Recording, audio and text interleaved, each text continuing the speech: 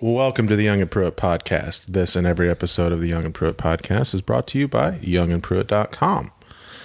We don't have the blog up yet. A couple other things that we're working on currently. But if you haven't been over there, go check it out. It's the platform that you're able to hear this on right now. We don't have a driver here today because drivers are really busy. I tried one, two, and then the other one doesn't do anything during playoff season, which that's okay. That's okay. I got them rescheduled for next week, so it's just me and David today. Again. You're stuck with us. Again. Yeah, and it's just been a crazy week, man. Like, so much is going on. Obviously, I'm talking about the stuff that happened out in Vegas. The truck race was the night before. Saturday night, yeah. It was Saturday night. That stuff happened on Sunday evening, 10:30ish local time. Yeah. 10:20. That's when it was released. As far as I know, everyone got out. David was telling me before we got on that there was an actual driver there. Walking around, hanging out. Yeah. Trying to enjoy some downtime and before he had to drive all the way back. Yeah. But as far as I know, everyone got out in time. Usually when we go to a racetrack, everyone is usually gone. Vegas is one of those, though, where people stay the night over. They bring their families out there. That's one of those destination racetracks that we have. We're just lucky that everyone got out. Our thoughts and prayers are with everyone out there that's affected by that. I actually went to high school with a girl who got her story picked up by the LA Times. Really? So they were both shot, her and her fiance. Wow. He was shot multiple times. And when he could no longer walk himself, she physically dragged him to safety.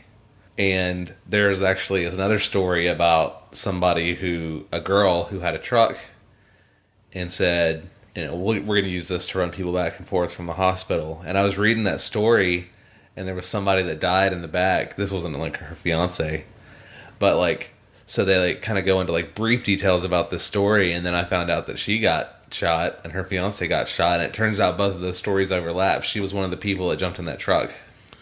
Oh, so what, they got separated or something, or what do you mean? So she drug her fiance over to the truck where other people were. Mm-hmm. And the truck left. They were both on the truck. What I'm saying is I was reading a story and I'm like, wow, that's crazy. This chick just stopped what she was doing to help people in the middle of this fire. Gotcha. And then I read her story next, and it ended up being the same. Two completely separate news outlets, two completely separate groups of people sharing stories and posting stuff, and it just so happened to boom boom. Yeah, they said that a Marine stole a truck and started shuttling people back and forth. And it's just a crazy deal. I mean, there's really nothing to say, without getting down into it too deep. Because I know that a lot of people are going to use this podcast as a way to try to normalize, because it's everywhere. Right. I don't really want to talk about it too much, but it does have to be stated because the truck race was right around that same time. And it's just very easy that, Truck Series guys got a little time off. Yeah. It's nothing for them to broker a deal to get extra hotel nights for everybody. Mm-hmm. And I know that there was a couple guys that stayed there on Friday. Think about the couple West Coast weekends. So that guy was there right while they were there. Close calls. Yeah. But the first round of the playoffs are done. No surprises really from the elimination. No.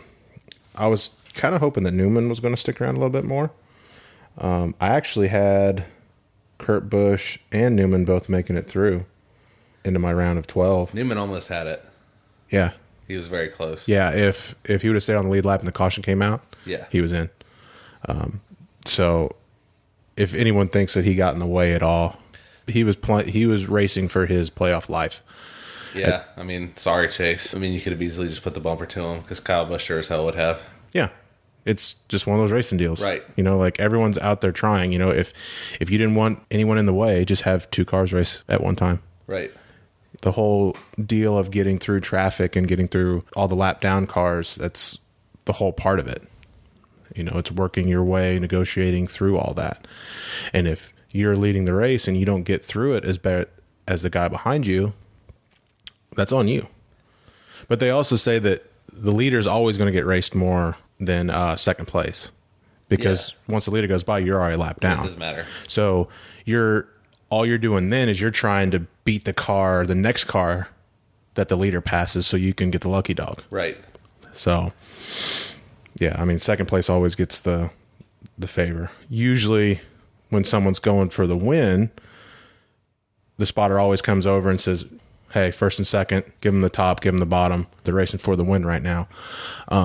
But in this case, I mean, Newman had to go. Yeah. So it is what it is. Both RCR cars are out. Yeah. Kurt Busch struggle season continues. Yeah, it started off at the highest high and ended with the lowest low, pretty much, being out in the first round. At this point, you're racing for 13th on back. Mm-hmm. It would have been cool to see Chase Elliott get his first win.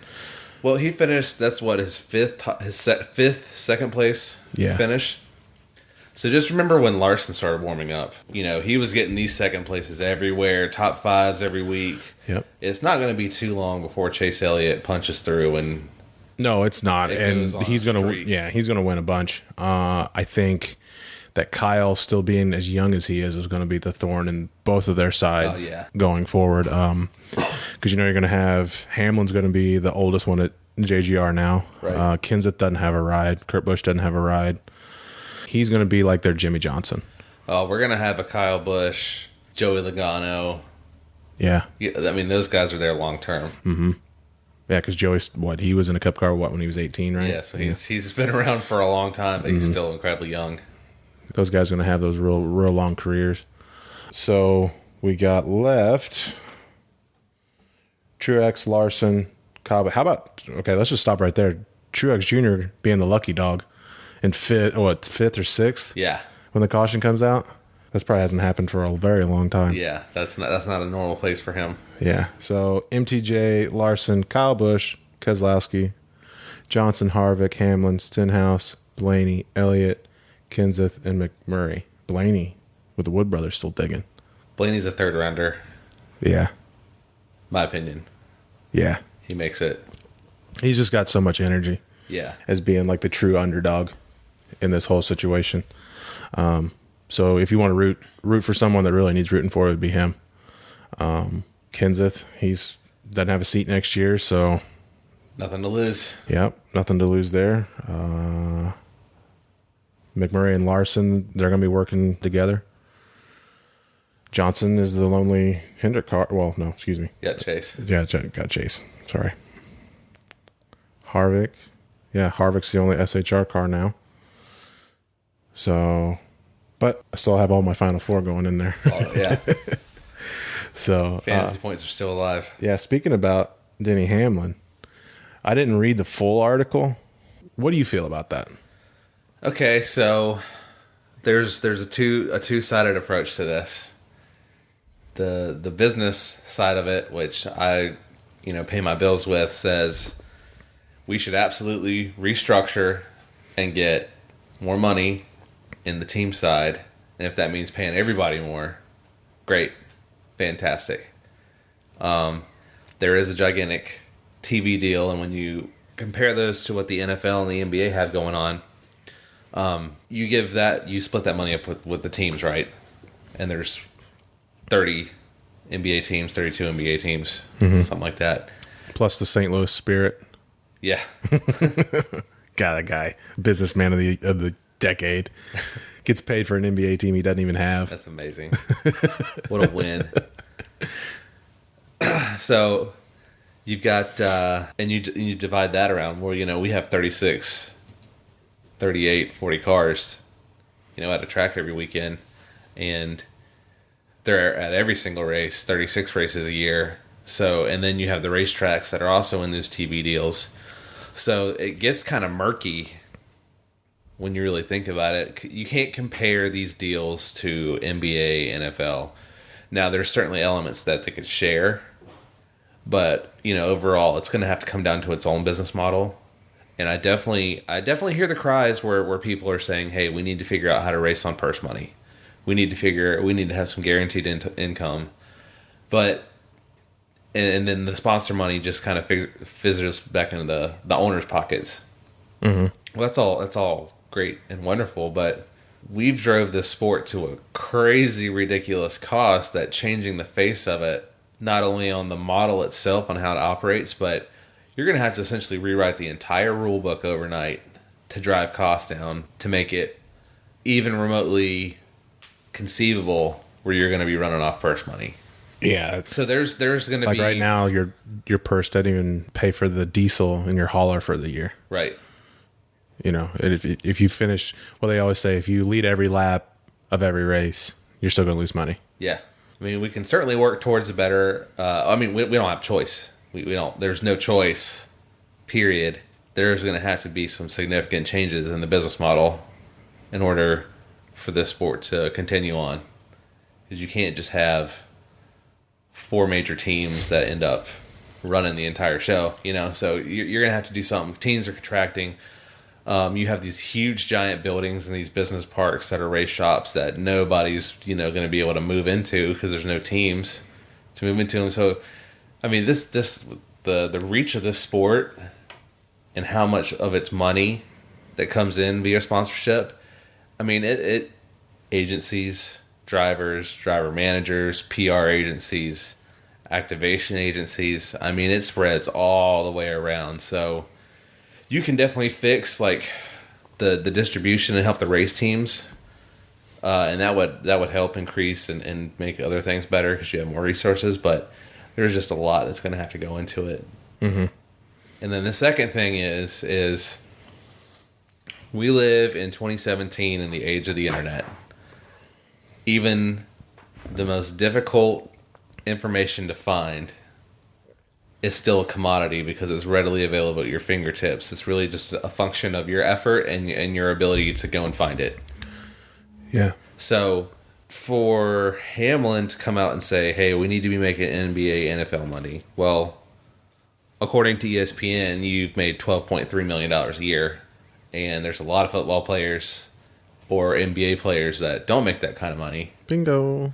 So that doesn't necessarily, I mean, that I don't really care if anybody makes $1 billion a year. It doesn't matter to me. Yeah. But it doesn't resonate with the fans when people Google your Lake Norman house and see your plane and XYZ. Yeah. So it's just like, and you can be like, oh, I don't care. They're jealous little bitches. Well, I may actually share some of that opinion, but I'll never say that or act that way. Mm-hmm. You know what I mean? Like calling for reform in the business model, I think is something more drivers should be. If drivers feel that they need to race, they would race passionately no matter what, no matter how much they got paid, but we want the sport to continue on. More people need to be vocal about that, but you just kind of have to ride that hard white line that says, let's not be publicly asking for $30 million a year here. The timing of it is never good. Right. Definitely now is not the time to be asking for more money. It just doesn't resonate well. No, it doesn't. With the fan base. I mean, the entire 2017 media works like this. Everything is commoditized. Reporting the news doesn't get you ratings. Okay. Opinion pieces get you ratings.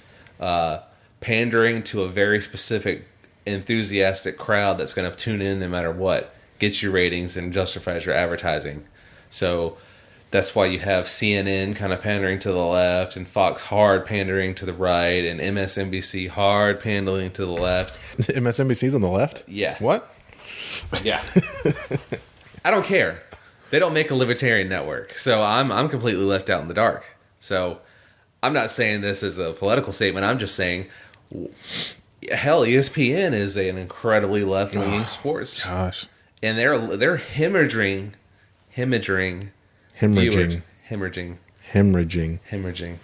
Edit all of that out until I get it right. Nope. Fuck. So anyways, they're bleeding off viewers left and right and losing money. That's why they had to fire like 100 reporters and sportscasters all at once. Like, it's not working out well for them. And I think what a lot of people are realizing nowadays is a lot of the discretionary dollars in viewership is coming from viewers or fans who are primarily conservative. Mm-hmm. So when you go and isolate a core group of your viewers and your ratings drop dramatically, Literally 50% of the population. right? So it's not like there's got to just be a better way to do it.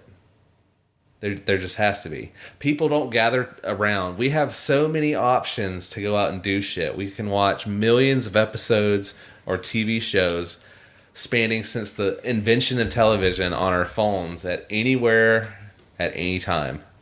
We've got NFL, NASCAR, soon to be basketball, baseball playoffs. Mm-hmm. All this stuff's going on at once. I don't know if you said hockey, but hockey just started back. Yeah, up. hockey just started probably yesterday. Yeah, yesterday. So right there you have gigantic sports options to spend your money and time and effort, following and watching. You have millions of hours of everything on your phone right there in front of you, whether it's movies, television, documentaries, books, magazine articles, fake news. Podcasts. That's not a waste of time. But it is. But it's an option. It's an entertainment option, right? Yeah. So lucky for podcast is people can take that in driving down the road. Yeah. Or walking on a treadmill or doing all this. So people can use a podcast as an auxiliary to their everyday. And you can listen to the race and these games and everything on radio as well. Mm-hmm. But Sirius XM and all those places. Right, but those numbers aren't necessarily that high in comparison to the TV ratings. So, back in the 90s, you had Full House, and 57 million people, 75 million people would sit down together and watch Full House at 8:30 on a Tuesday. Well, now everything's available on demand. Mm-hmm. Some people may be listening to Young and Pruitt at 3 a.m. in the morning crossing Arizona. Hi. So, yeah, hey. Thanks for listening. Interact with us on social, please. At Young and Pruitt. So, or they could be driving to work, or they could be waiting for it the minute you get to post it after it's produced and edited.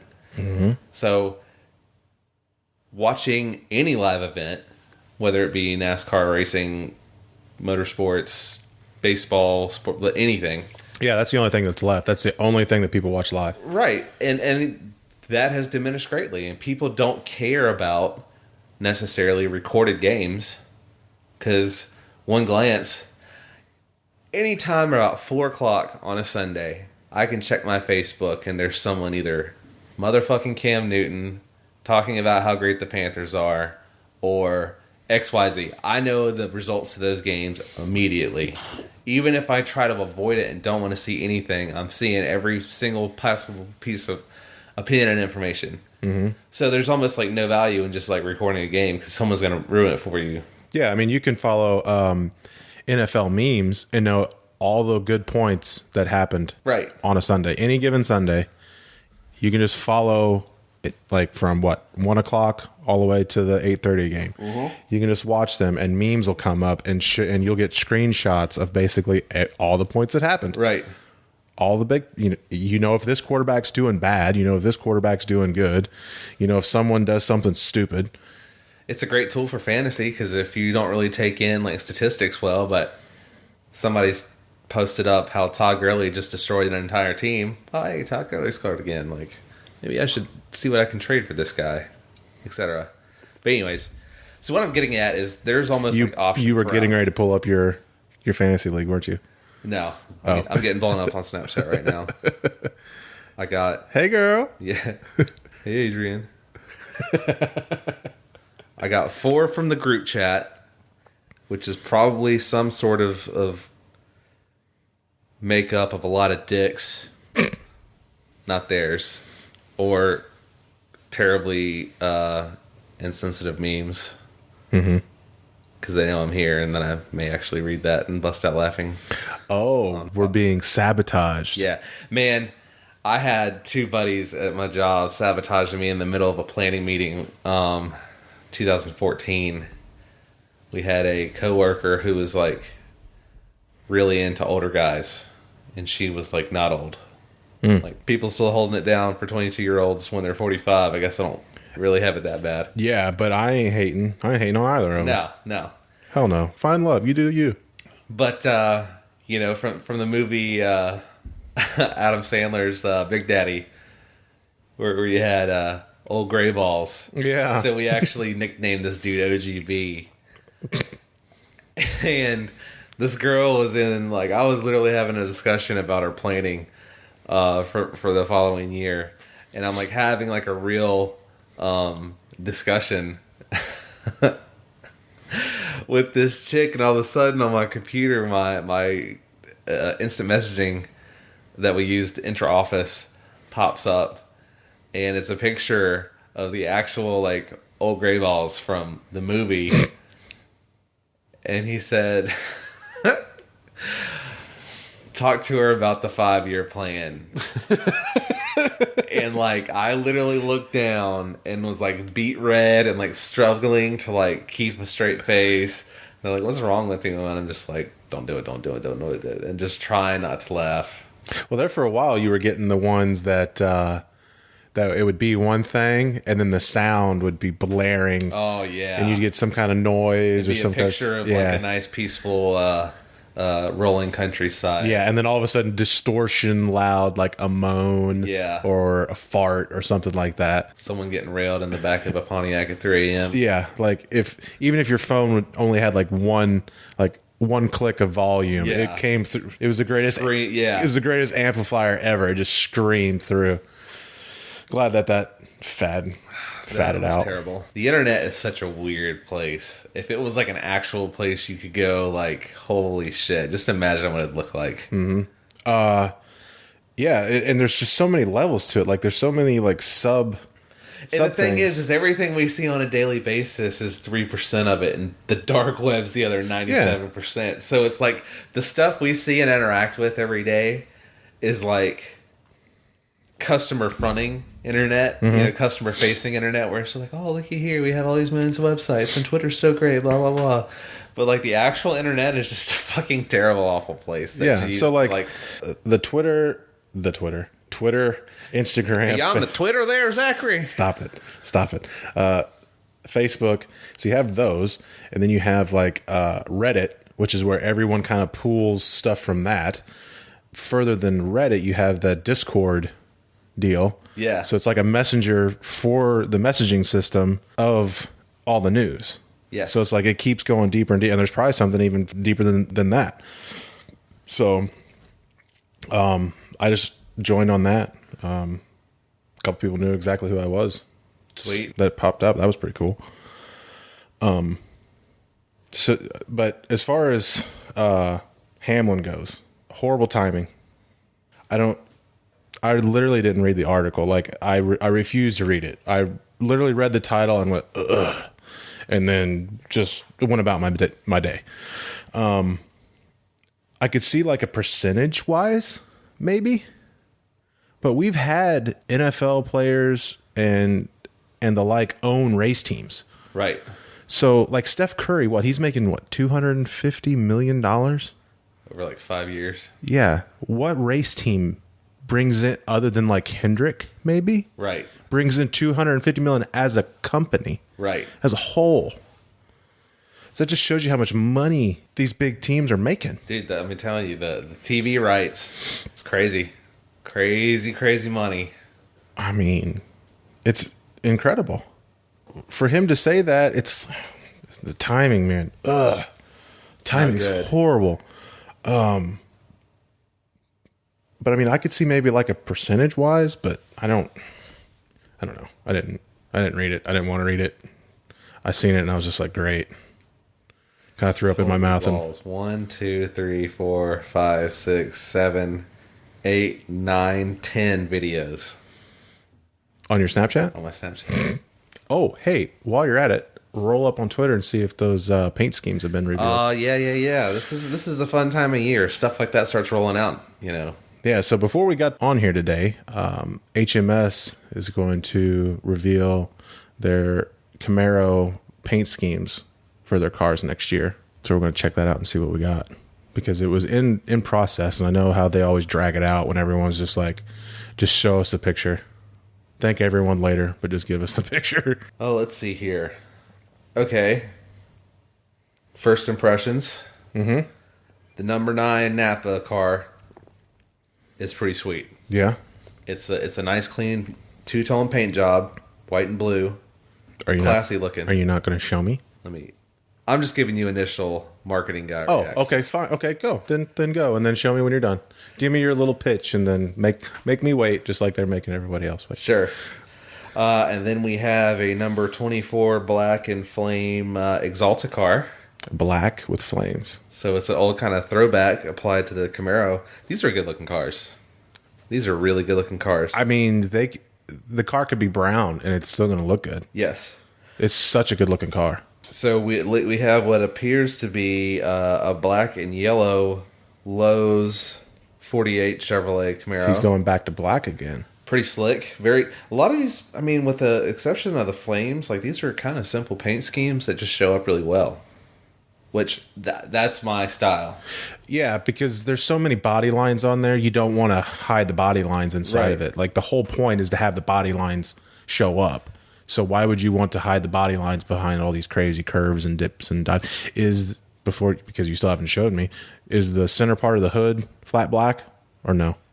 You can't really tell. Okay. And then the white and blue Nationwide 88 for Alex Bowman. Also a very, very clean paint scheme. So overall, I would say kudos for one. I think the core fan base is really going to like how these cars are simplified. Mm-hmm. And yeah, I mean, it's just... what are you seeing it on? So I'll just pull it up on my phone. Twitter. I typed in 2018 Hendrick Motorsports paint schemes. And then the first girl was Ashley Strolling. Shout her out. What's her at? At Astro. Astro. ASH. She's going to get a whole bunch of followers and not know why. Oh, okay. Here we go. Okay, on the 9, too much white. They need to reverse that scheme. But like you said, Napa always has to be on the blue. Yeah. Yeah, too much white. Yeah, that's the old Gordon looking car. That's a sweet That's car. the black car. That's nice. That's very nice. Got Liberty on the corner there. And then LowesForPros.com. That's a good looking car. It's like, it's all good until it gets to where it gets to the left rear. It's like it kind of just stops. Planes out. Yeah, just kind of stops. Oh, these cars are so cool looking. I like Bowman's car. Yeah. Not really a blue on black guy, but they are very simple paint schemes. You can tell that they stayed away from that corner panel to keep that fender line in there. Yeah, I'm a fan. I think this is a very well done, good effort. And it's funny because I'm kind of oh wait, there's the top view. Okay, now we got a top view. Okay, now when I'm looking at just the one side view, and now looking at Jimmy's car from the top, I mean that's just a black car. That's cool. Yeah, I mean that's super. The 24 is not black, dude. It looks like it's a deep blue. It's a really deep blue. That's real cool. Okay, I mean I'm an even bigger fan now. That's like a midnight blue. I think it's only blue in direct sunlight, and then it's black at night. These front grills, man, that's an aggressive looking car. Yeah, they. If you go to let's see here, RPM report, they have kind of the stock photo imaging of it, like the computer generated. It's pretty good. I think it's a better view of the 9 car. Yeah, the 9 car looks a lot better. Man, that dark blue with those flames, that's a sweet paint. That 24 is I love a it. sick car. That is a sick car. I can't wait till we get on it next year because we got so many sponsors. Yeah. Like I can't wait till the end of the year, and I'm going to lay out all my race day shirts in my front yard. Like it's going to take that.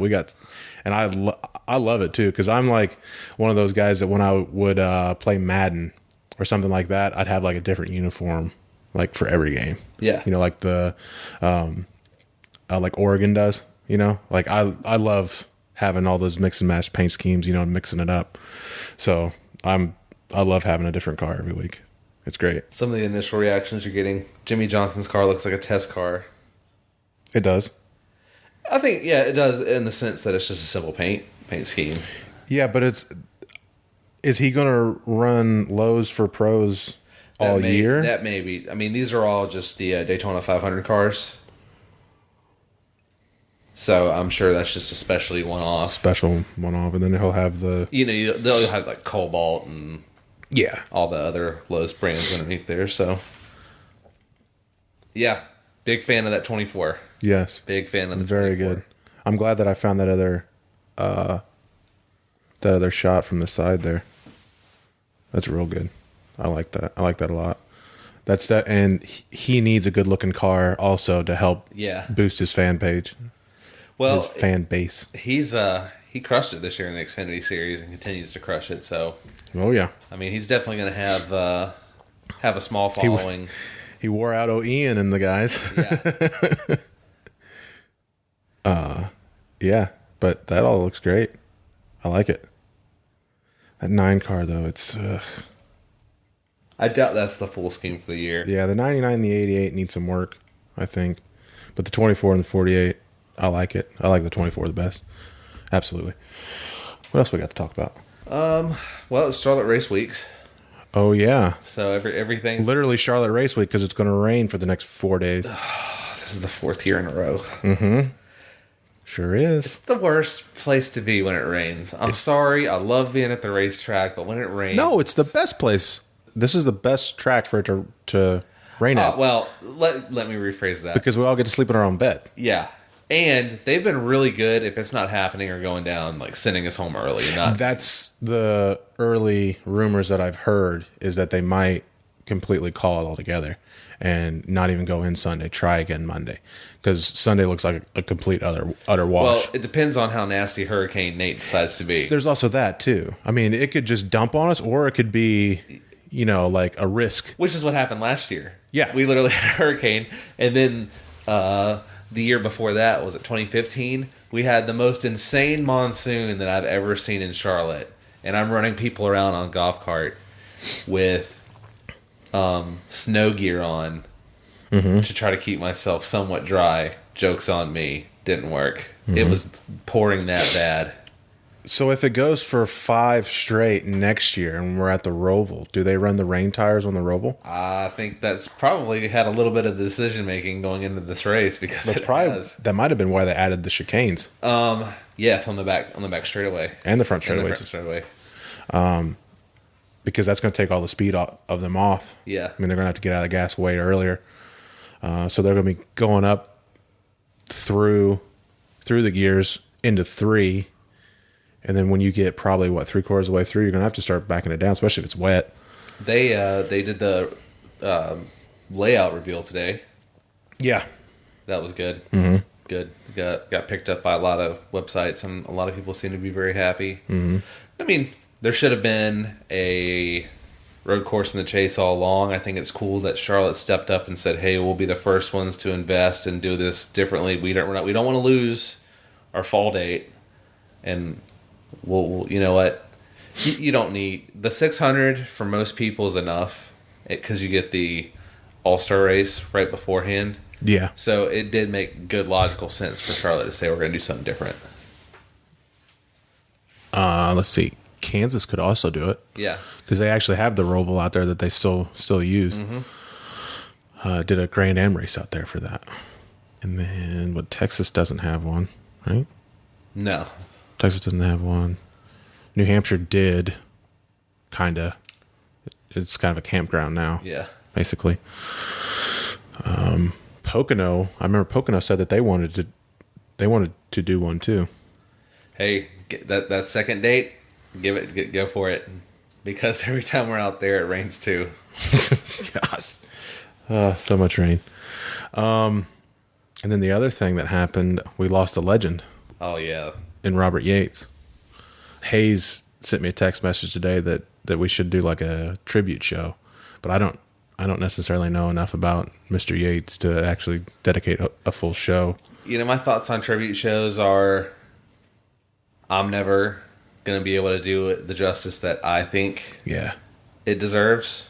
Even if other people found quality in it, like I still wouldn't feel good. So I leave it to the families and to the friends. As far as like the loss in the garage from that, everyone that's ever worked for him said that he was the best team owner. And even people that didn't work for him said that he was one of the best team owners that they've ever worked for. He's done so much with the race team that he had, with the engines that he built. Right. He had his hands in everything. He owned a lot of the race shops in town. Right. So, I mean, he will be greatly missed. But as far as like, I don't really know enough individual stuff. I mean, maybe might be something that we have to get Hayes on here or something that can spit some knowledge about it. But it's been a crazy planning week for me. Yeah. I mean, every Charlotte race, I mean, everybody typically brings a pretty significant crowd to Charlotte. Mm-hmm. All sponsors. As the crew guys, it's always Daytona and Charlotte you can never get anybody into. Yeah. Or Bristol. Charlotte Pit Road. Oh, it's gross. It's like I can't do you couldn't do anything in the Xfinity race. Mm-mm. And the Cup race is infinitely worse. I think that's because everyone can get more in for that one than they can for all the other stuff. Yeah, I mean, you see a lot of family during the Xfinity race, Cup race. It's all sponsors. Mm-hmm. Very few times have I been able to get credentialed or get someone else credentials for Charlotte. It just doesn't work. What else we got to talk about? It's a short week. It is. It was a short week because we had the one driver. He will remain anonymous until he gets here next week. Right. He got caught up, had to do something. The other one that I called up, he had to do something. He tried as hard as he could to make it here, but he just couldn't make it. He'll be here in 2 weeks now. So yeah, I mean, this is really all we got. Yeah. I mean, I know you got someplace to go. Day. Yeah. Yeah. Well, like I said, everybody comes into town. So client's in town, client wants to be entertained and hang out and do things. So duty calls. Yeah, you got to go down there. And where are you guys going? This is tape delayed, so you can literally say where you're going. Oh yeah. So there's always, just generally speaking, obviously I've admitted to being partially an artsy, more local supporter of libations and food. So you're a hipster. I would say on a 0 to 10 scale, I would probably peak at a 7 on hipster. On hipster. Is there like an alt hipster? Huh. Man, that's so underground that I wouldn't even know. There you go. There probably is. That's all you, bro. That's what I am. We'll call it that. More of a fiscally conservative hipster. Yeah, I mean, I certainly have the glasses, or I sometimes wear the black green rimmed glasses. No, you don't. Are they actual prescription? Yeah. Oh, okay. Oh, yeah. No. Yeah. No. No. That's stupid. Why would you ever have just a pair of glasses? Sunglasses serve a function. You don't fucking go blind. You like fake glasses just to look cool. Like you're a douchebag. You're a total douchebag. Or you're who is it? The U2 guy. But didn't he have like some kind of disease where he has to wear? Yeah, I think so. Bono or whatever. Yeah. So I mean, I definitely have the beard and the tattoos, but like I definitely don't go around proclaiming my infinite knowledge on subjects or attending weird performance art shows in Brooklyn. Like that's just not what I do. Also, like know racing like very well, and have been a fan of it for a lifetime, and have made a decent living doing it. So I'm not sure how hipster you can be and still be proficient in better sports. If you were in a lineup of hipsters, it'd be hard to pick you out. And this isn't a bad. I'm not busting your balls or nothing. Oh, I know. Hey, bust your balls. Hey, I own it. I own it. Hey. Like, hey, we're getting in depth here. I would claim myself peaking at a level 7, probably normally a 5 or 6 on a daily basis. Mm-hmm. Unless the leaves really start changing and it's cool in the morning. And then I'm Pinterest as a motherfucker. Pinterest as fuck. I mean, so I was walking into RPM one morning, and it, of course, I get there at 9 because that's what corporate walkers do, and everybody's on their first break at work. Yeah, and he gets there when we're on our first break because he's got the bankers hours. But he did stay later usually than the rest of the shop. Absolutely. So you were there 9 to 5. We were there 7 to 4. 7 to 4. So there's an hour of mitigation there, but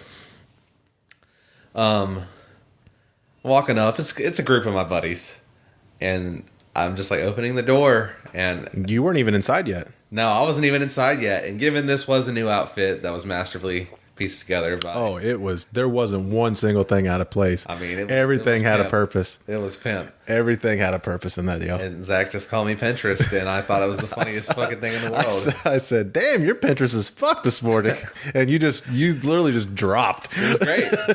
It's like the greatest thing I've ever heard, because I'm like, well, there's no denying it. Got him. Clearly, this is a Pinterest outfit. Got him.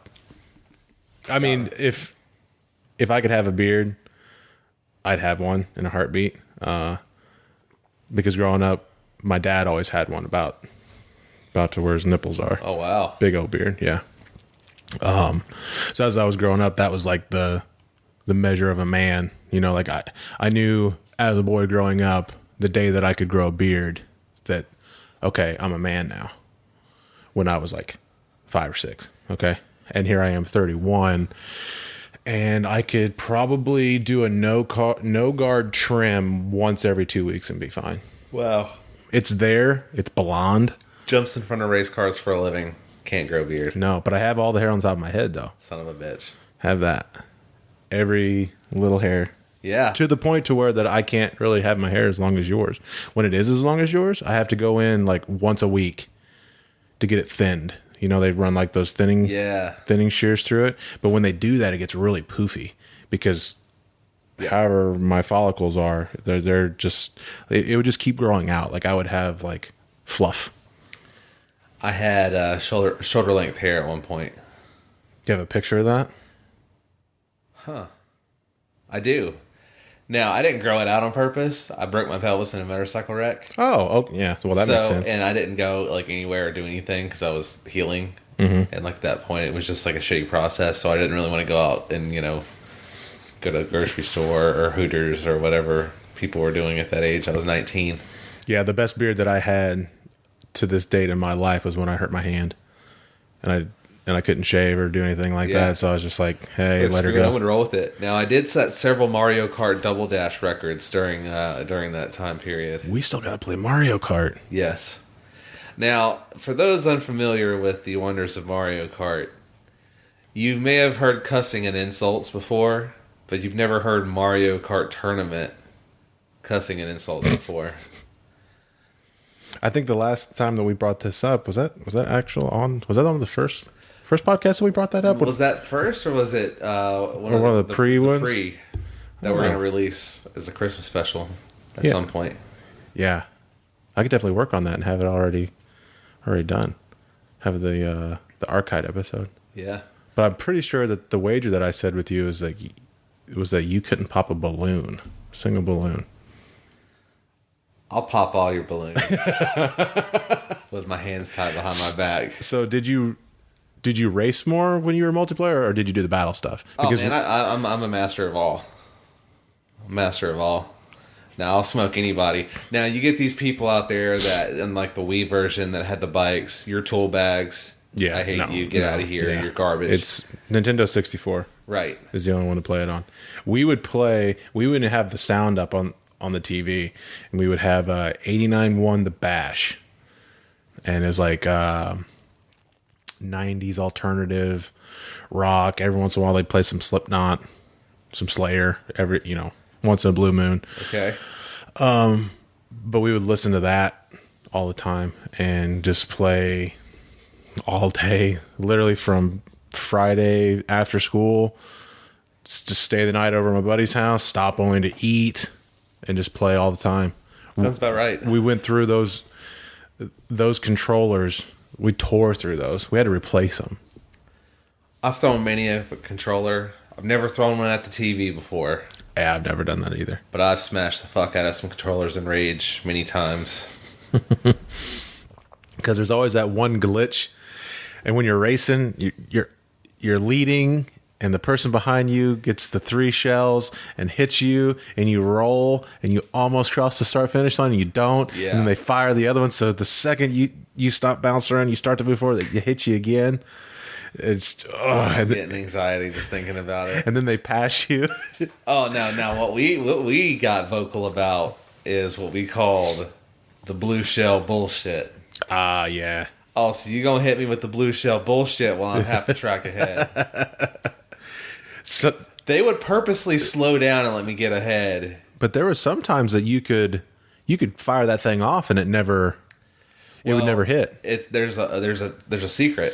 You hold, if you're a leader, I prioritize holding these items in this. You can always hold a green shell just behind you.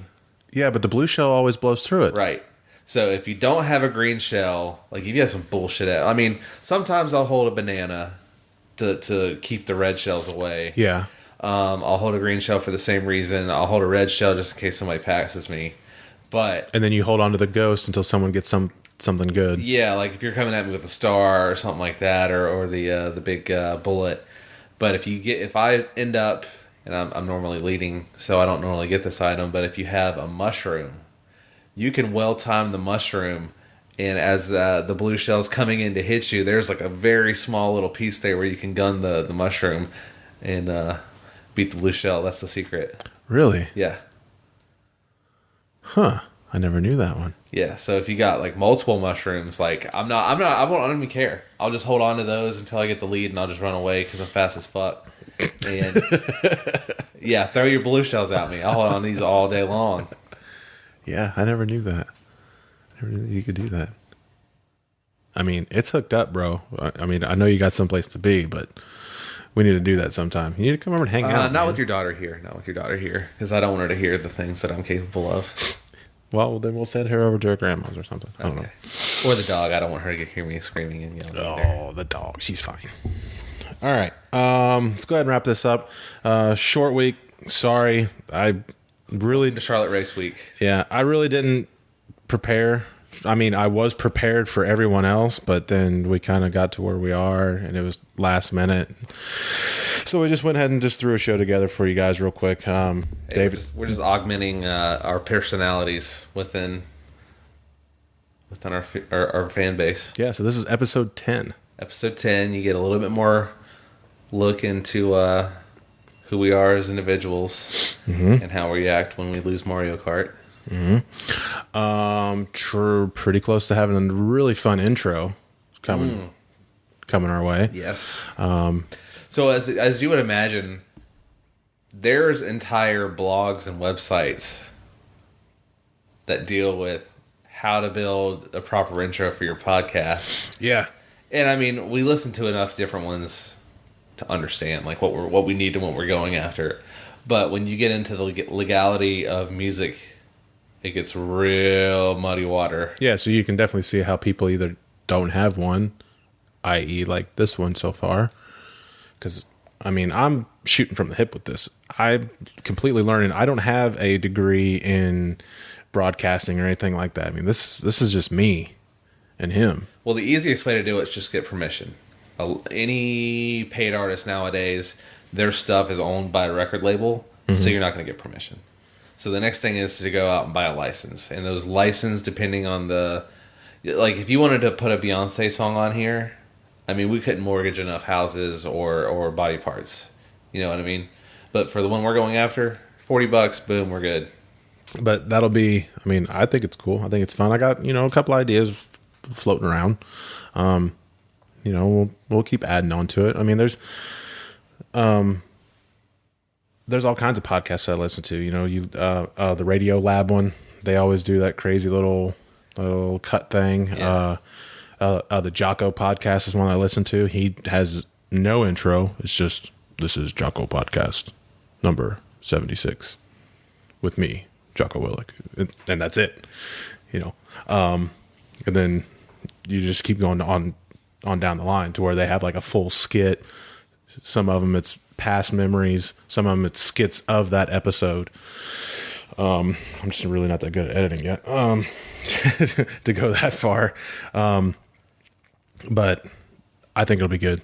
It should be up probably maybe on this one. Maybe. If not, definitely the next one for sure. You'll know if it is. You will. And you'll be like, hey, well, they're not even going to say anything about the intro that's on this episode. Yeah, well, you had to wait till the end for us to... Wait till the end. Yeah, we got to make sure you make it to the end. We're going to start giving away stuff randomly throughout the middle of the podcast. Yeah, and then we'll do like a bingo. Yeah. We'll do like a bingo. So then like you listen to this part and then you, heard that. Heard this, heard that. We'll Snapchat you pictures of us naked.